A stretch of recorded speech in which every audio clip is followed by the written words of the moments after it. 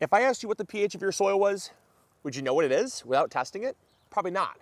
There's a lot of testing supplies online. You can even send a soil sample off to know what your pH is. But what if I told you that there's a simple way that I learned from an Amish farmer on how to test your pH by simply looking at it? That's what we're gonna talk about. Let's go.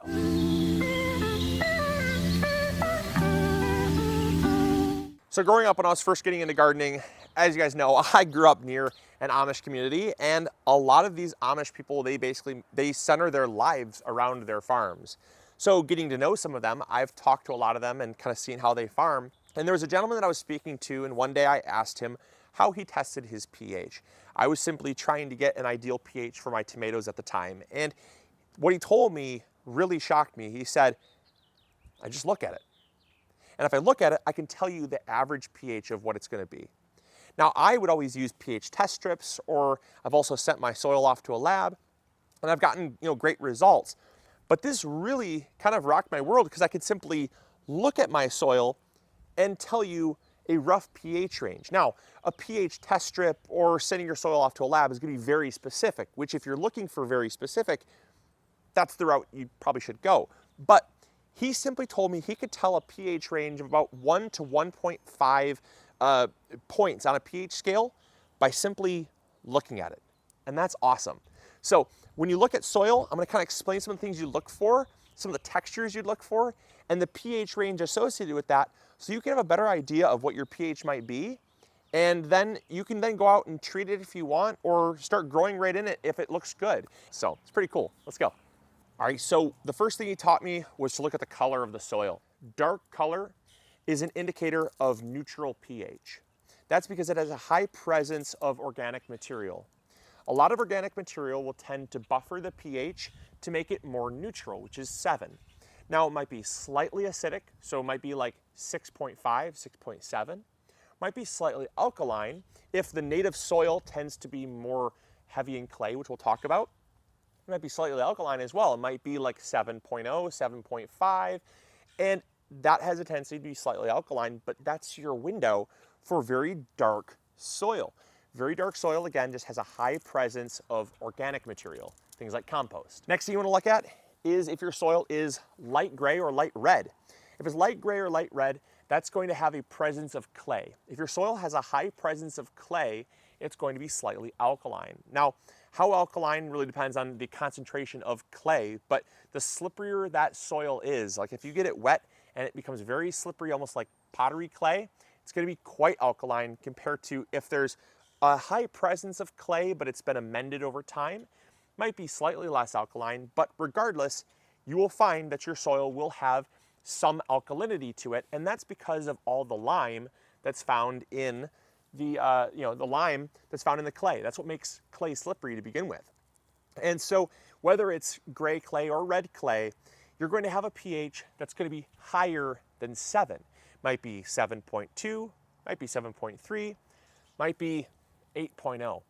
It just depends on how much there is and how much it's been broken down, but clay soil will always have a slightly alkaline pH. And last but not least, acidic soil can be associated with sandy soil. And what he told me is that if you look at your soil and it has that sandy texture to it, if it looks light in color, but you pick it up and it doesn't form a ball, but instead breaks really easily, like this soil does here, that sand is gonna have a lower pH. It's gonna be more acidic. And that's because of all of the things that are breaking down that sand is made up from, right? So you have silica, which makes up the largest percentage of sand, but you have a lot of sulfides, you have iron pyrites, and you have quartz and granite and all those things that sand is made up from, and they're breaking down. And that has a tendency to have a more acidic nature to it. And so if you look at your soil, it may look, again, like I said, this looks like it might have clay in it.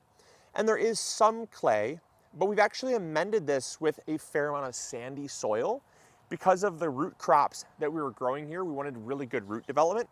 So we amended with some sandier soil. And what you'll notice when we squeeze, yeah, it has similar color to clay soil, but it does not, you couldn't make a ball with this if you tried. Even if this got wet, wouldn't make a ball. And that's because That's because this soil has more sand in it. And because of that, this soil is going to have a pH that is less than 7. It might be 5, 5.5, might even be around 6.5. But all of that is slightly acidic. And so because it's not super dark, it doesn't have a whole lot of organic material in it. We still have to re-amend our soil, by the way. But because it has not been re-amended with lots of compost and organic material, we know that the pH is going to want to revert to its kind of natural pH, which sandy soil, slightly acidic. I can bet you that this soil is slightly acidic. Without even doing a pH test, I would almost guarantee you, if I were to take the pH of this, it'd be right around kind of 5.5. And that's just just by looking at it, without even testing it. So I think it's very fascinating. I think that a lot of you could benefit from this, because once you realize that all soil around the world will follow this pretty similar pattern, it gives you a window. That window does not have to be precise. You know, tomatoes, they don't need a pH of exactly something. They just need a pH that is slightly acidic. And so as long as it's slightly acidic, it gives you a good guide that you can go by. If you want to grow something like brassicas that like a more alkaline soil, you know that if it's very, very sandy, you might have some problems. You might need to amend with some compost, or you might need to add some dolomitic lime, something like that, right? To raise the alkalinity up a little bit, right? Raise that pH. And so that's really all I got for you guys today. It's super simple. And again, these are just little tricks that I've picked up throughout my life, different parts of my life that I got to talk to people and absorb their information like sponges, people that make their living and their livelihood around farming and agriculture.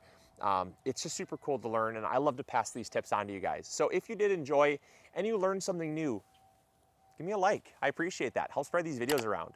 Also, I want to thank you guys for all the amazing support you've shown on our latest videos, sharing them with your friends and family, coworkers, neighbors. We have so many new people joining the channel, and so that means the world to me as well. So keep doing that. I appreciate it. Let's keep this channel growing, and thank you guys so much. So as always, hope you guys enjoyed. If you did, make sure to hit the subscribe button, click that like button, and we'll catch you all on the next episode. As always, this is Luke from the MIgardener channel, reminding you to grow bigger.